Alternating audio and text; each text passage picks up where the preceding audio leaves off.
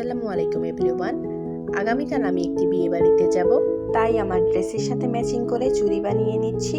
এছাড়াও বিয়ের জন্য কিছু কেনাকাটা করেছি, সেগুলো আজকে আপনাদের সাথে শেয়ার করব।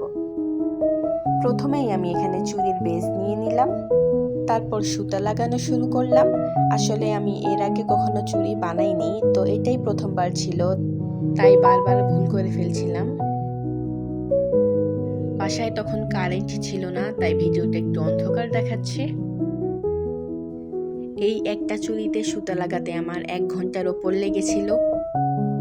তো ফাইনালি কারেন্ট চলে আসলো এবং আমার সুতা লাগানো শেষ হলো। আসলে চুড়ি বানাতে সবচেয়ে কঠিন যে কাজ সেটা হচ্ছে এটাই। আর আমাকে আজকে রাতের মধ্যেই চুড়ি বানাতে হতো, কারণ বিয়েটা কালকেই ছিল।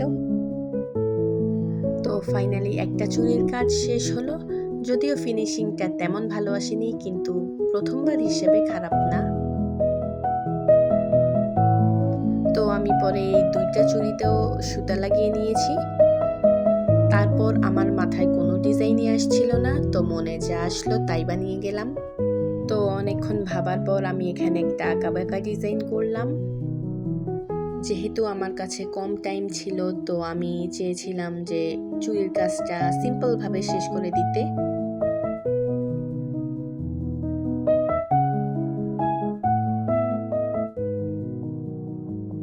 আর এই কাজটা করতে আমার একদমই টাইম লাগেনি।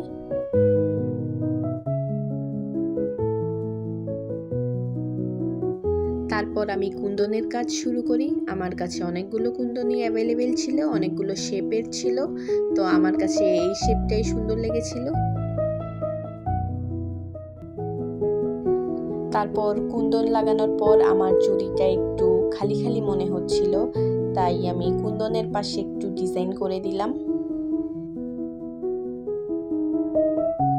তো এই চুড়ির কাজ যখন অলমোস্ট শেষ হয়ে গিয়েছিল, তখন ভাবলাম যে চিকন চুড়িতে কি ডিজাইন দিব।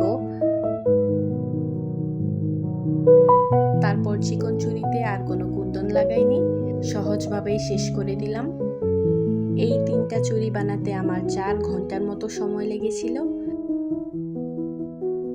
আসলে প্রথমবার বানিয়েছিলাম, তো তাই সময় একটু বেশি লাগাই স্বাভাবিক।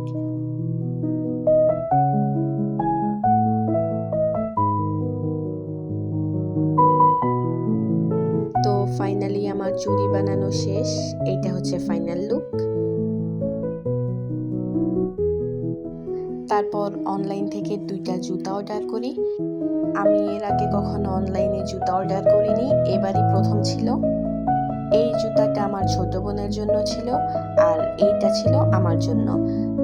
যদিও আমি ছবিতে এই জুতাটা লাল কালার ভেবেছিলাম, কিন্তু আনার পর দেখি অন্য কালার, কিন্তু আমার পছন্দ হয়েছিল তাই আর রিটার্ন দেইনি। তারপর রাতে আমার বোন আমাকে মেহেদি দিয়ে দিয়েছিল। তো সব শেষে এইটা ছিল আমার বিয়ে বাড়ির ফাইনাল লুক।